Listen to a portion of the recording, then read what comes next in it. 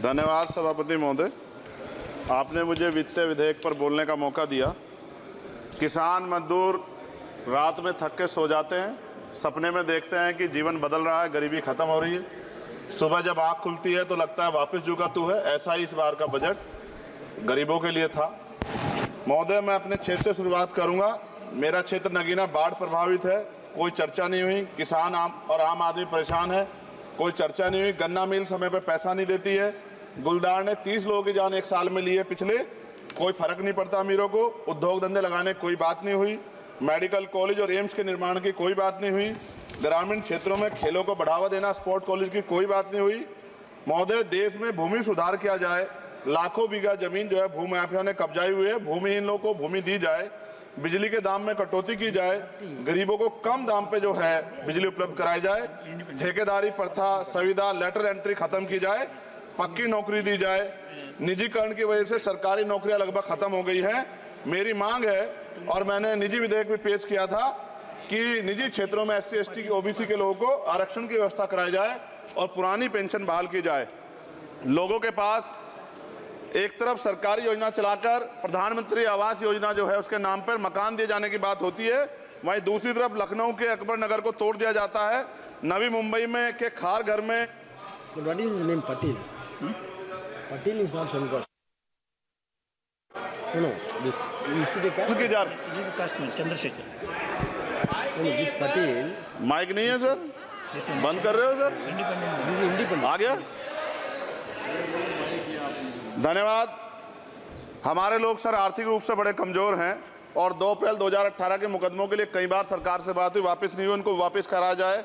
भीमा को वकीलों को बहुत पैसे लगते हैं सर। भीमा कोरे गांव में 3000 लोगों पे मुकदमे हुए थे महाराष्ट्र में, वो वापस नहीं हुए। पुणे में दीक्षा भूमि जो हमारा गौरव है, उसका वहाँ पार्किंग बना के उसको अपमानित किया जा रहा है, इसको बंद कराया जाए। पेट्रोल पंप के जो डीलर्स मार्जिन है वो 2017 से नहीं बढ़ा सर, इसका असर ग्राहकों पे पड़ता है। इसका असर जो है पेट्रोल पंप के नेटवर्क सुचारू रूप से चलाने पे पड़ता है। डीजल मार्जिन की बढ़ोतरी ना होने से हजारों कर्मचारी, लाखों कर्मचारी जो वहाँ काम करते हैं उनके जीवन पर असर पड़ रहा है। सहारा का में 10 करोड़ जमाकर्ता का लाखों करोड़ों रुपए जमा है। कंपनी बंद हो जाने के कारण 10 लाख से ज्यादा एजेंट बेरोजगार हो रहे हैं, नौकरी कहीं है नहीं। भुगतान ना होने के कारण जमाकर्ताओं के द्वारा एजेंट पर जबरदस्ती भुगतान कराने का दबाव बनाया जा रहा है, जिसके कारण 5000 से ज्यादा एजेंटों ने आत्महत्या कर ली है। सभापति महोदय, उत्तर प्रदेश देश का सबसे बड़ा सूबा है, उसको इस बजट में कुछ नहीं मिला और बहुत सारे मेंबर, 80 के लगभग हम मेंबर जो है उत्तर प्रदेश जीत के आए, ना के बराबर मिला। यूपी में 25 करोड़ से ज्यादा आबादी है उत्तर प्रदेश के अंदर, 5 किलो राशन सरकार दे रही है, लेकिन जीवन जीने के लिए काफी नहीं है। और भी बुनियादी सुविधाओं की जरूरत पड़ती है। अगर इज्जत की जिंदगी चाहिए, उसके लिए सरकार के पास कोई उपाय नहीं है। यूपी जब एक बड़ा राज्य है, लेकिन यूपी में भाजपा सरकार की विकास गति बहुत धीमी है। हमारी सरकार से, केंद्र की सरकार से मांग है, हमें यूपी की सरकार की चिंता नहीं है, लेकिन यूपी की जनता की चिंता है। मैं मांग करता हूं कि यूपी को 4 भागों में विभाजित किया जाए। डॉक्टर बाबा साहब अम्बेडकर ने कहा था 1995 में, उनकी बुक है थॉट्स ऑफ लिंग्विस्टिक स्टेट, किताब में कहा था राज्य जितना छोटा होगा, राज्य की प्रगति उतनी होगी, जनता को रोजगार मिलेगा और जनता का जीवन संपन्न होगा। मोदी, एक बात मुझे आपसे कहनी है, आपने भी ये विषय उठाया था जब आप अपनी बात रख रहे थे, शेड्यूल कास्ट के साथ जो धोखा किया गया सुप्रीम कोर्ट के जरिए, आप इस बात को इस तरह समझे। 1.5 साल पहले मैंने मांग की थी, अगर इतना हितैषी हमारे लोग होते तो जब EWF 10% दे सकते हैं तो 5% शेड्यूल कास्ट के उन जातियों को दिया जा सकता था, लेकिन दृढ़ संकल्प और इच्छा शक्ति नहीं है गरीबों के उत्थान की। साथ साथ OBC की जातियां, उनको भी दिया जा सकता था। ये जो हमारे साथ खेल किया गया है, ये खेल जो है इसमें बहुत गुस्सा है, सरकार को संज्ञान लेना चाहिए और सत्ता और विपक्ष दोनों जो है अपना स्टैंड क्लियर कर दें, क्योंकि दलित समाज, आदिवासी समाज इसको देख रहा है, वो भूलेगा नहीं। जो उनके गले काटने का काम करेगा उनको भूलेगा नहीं।